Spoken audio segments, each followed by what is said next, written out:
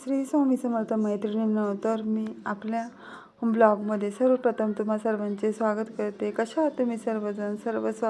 स्वस्त आणि मस्त असेल अशी आशा करते मी। तर मैत्रिणींनो, माझा हा छोटासा प्रयत्न आहे, तर चला मी माझं रेसिपीचं पण चॅनल आहे, परंतु मी इथे डेली ब्लॉगसाठी शेअर करणार आहे। आत्तापासून ठरवलं मी पहिलेही 2 ब्लॉग टाकले आहे आणि आता पुन्हा सुरुवात करत आहे। तर मी माझं संध्याकाळचं जे रुटीन आहे ते तुमच्यासोबत शेअर करणार आहे। तर चला व्हिडिओ पूर्णपणे पुढे बघा। तर सर्वप्रथम संध्याकाळी 6 वाजेनंतर मी दिवाबत्ती करते आणि त्यानंतर धूप दीप आणि अगरबत्ती लावून मस्त अशी आरती करते। तर आता इथे मी आरती करत आहे। तर सर्वप्रथम गणपतीची, नंतर शंकराची आणि देवीची आरती अशा आरत्या करते। नंतर स्वामी समर्थांची, नरेंद्र स्वामीच्या सर्व आरत्या मी करते। शरणागत होता भय पडले काळा, तुमचे दास करते सेवा सोहळा। जय देव मानव रूपी काया दिसणे आम्हास, अक्कलकोटी केला इति वेशवास। पूर्ण ब्रह्म तुझी अवतरलासी खास, अज्ञानी जीवास विपरीत हा भास।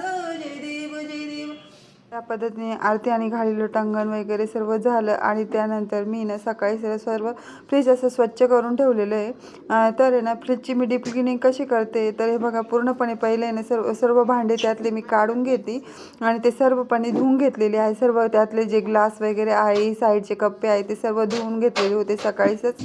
आणि त्यानंतर आता संध्याकाळी ते पूर्णपणे व्यवस्थित कोरडे झाल्यानंतर आता ते लावून घेते या पद्धतीने। आणि ते आता त्यानंतर मी त्यातलं जे सामान आहे ते पण सर्व पुसून वगैरे घेऊन आणि ते त्यामध्ये ठेवले। ते बघा अशा पद्धतीने जर फ्रीज स्वच्छ केल्यानंतर दिसायला पण खूप छान दिसतं, अगदी नव्यासारखं फ्रीज वाटतं। तर हे बघा या पद्धतीने। आणि मी भाजीपाला जेव्हा आणते तो पण स्वच्छ धुवून वगैरे निसून आणि मगच तो फ्रीजमध्ये ठेवते। तर अशा पद्धतीने माझं सर्व फ्रीज आता मस्त क्लीन झालेलं आहे, ते आवरून झाले। त्यानंतर मी आता चहा ठेवून घेते। तर हे बघा या आता मी चहा ठेवला आहे, त्या सर्वांनी चहा प्यायला।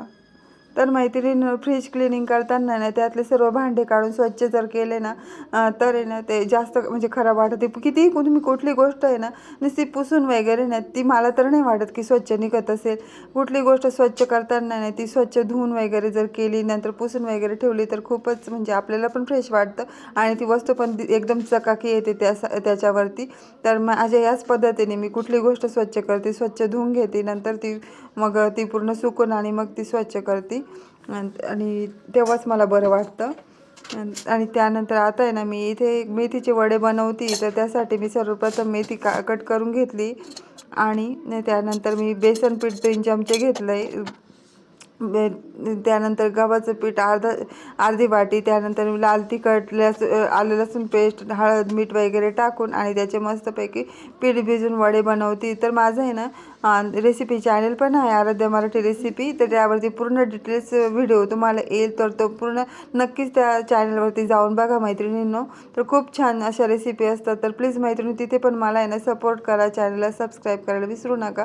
तर याचा जो पूर्ण व्हिडिओ आहे ना या वड्यांचा, तो तुम्हाला त्या चॅनलवरती तर पूर्णपणे डिटेल दिसेल, तर तिथे तुम्ही जाऊन बघू शकता।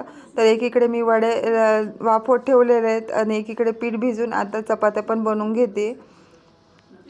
तरी बघा या पद्धतीने आता मस्त त्या पोळपाटाला तेल लावून आणि आता इथे चपात्या बनवायचे। तर पीठ असं छान प्रकारे भिजून द्यायचं थोड्या वेळासाठी आणि ते भिजल्यानंतर म्हणजे ज्या मैत्रिणींना चपात्या जमत नसेल त्यांना सांगते मी।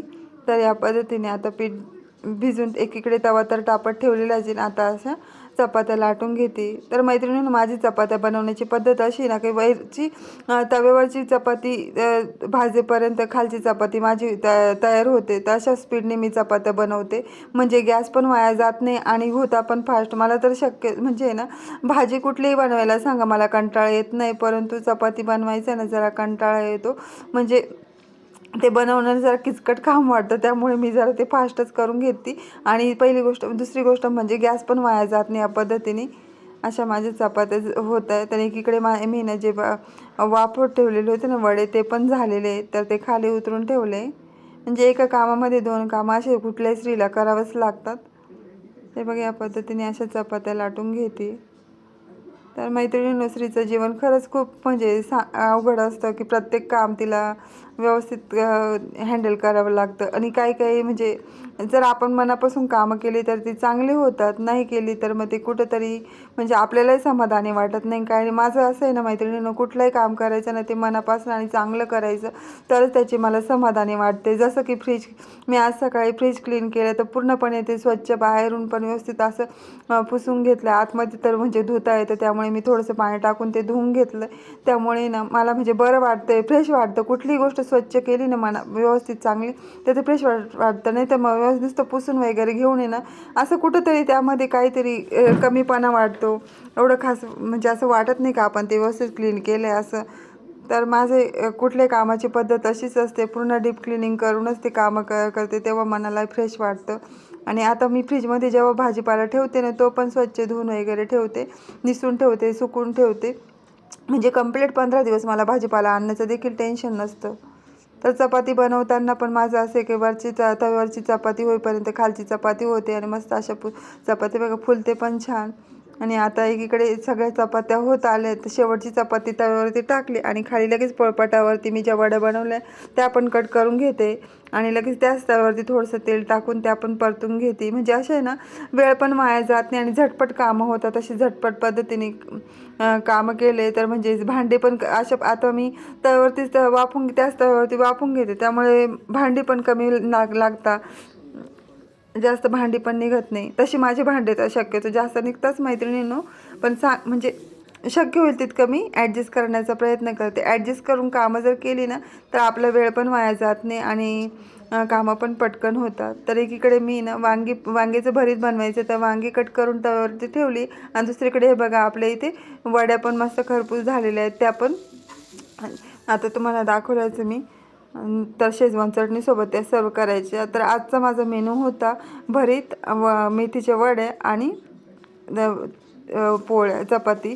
त्या पद्धतीने आता मी मस्त असं कांदा पण परतून घेते, थोडंसं मीठ टाकून कांदा परतून घेतला भरीतासाठी. आणि त्यानंतर हिरवी मिरची, लसूण आणि शेंगदाणे जाडसर असे बारीक करून ते टाकून घेतले कढईमध्ये, ते छान परतून घेतले. त्यानंतर हळद टाकली आणि मॅचरच्या साहाय्याने भरिताची वांगे आहे ते असे मॅच करून घेतले आणि छान असं आता थोडंसं पुन्हा मीठ टाकून वाफून घेतली. तर हे बघा मस्त असं आपलं भरीत तयार झालेलं आहे. तर हे आम्हाला हिरव्या मिरचीचंच भरीत आवडतं. तर आता सर्व स्वयंपाक झाला आहे आणि मी गॅस आता क्लीन करून घेते.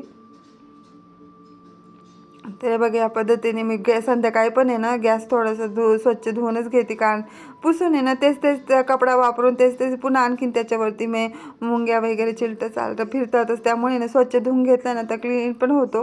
फक्त गॅसला जास्त पाणी लागू न देता किचन ओटा तर सगळा व्यवस्थित स्वच्छ करून घेते आणि तो पुसून पण घेते. तर हे बघा या पद्धतीने असं मी पूर्णपणे क्लीन करून त्या अगोदर मी भांडे पण घासून घेतले, पण तो काही म्हणजे शूट केलं नाही मी. आणि आता म्हणजे कारण व्हिडिओ खूप मोठा होतो पूर्ण शूट करायचं म्हटलं तर मैत्रिणींनो.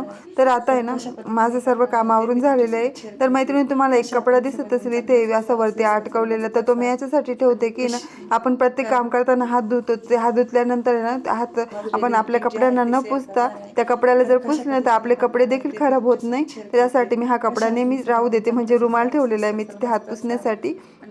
तर मैत्रिणींनो असं होतं माझं आजचं संध्याकाळचं रुटीन. तर कसं वाटलं नक्की कमेंटद्वारे कळवा आणि चॅनलला सबस्क्राईब करायला विसरू नका. Thank you, bye bye, good night सर्वांना.